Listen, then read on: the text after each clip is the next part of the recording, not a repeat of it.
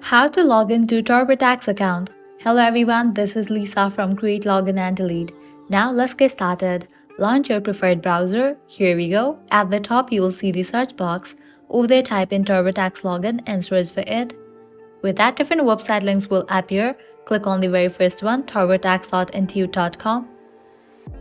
With that, you will be directed to the official website of TurboTax. Now from this page, you are able to log into your account. So go ahead and type in your credentials. Firstly, type in the phone number, email or user ID. After you type in, click on sign in. Now type in your password over here. Or also you can use the code that will be sent to your email address to log in. After you type in, click on continue. And with that, you will be logged into your account. So this is how you can easily log into TurboTax account. At the end, if you guys find this video helpful, don't forget to like, share and subscribe to our channel. Thank you.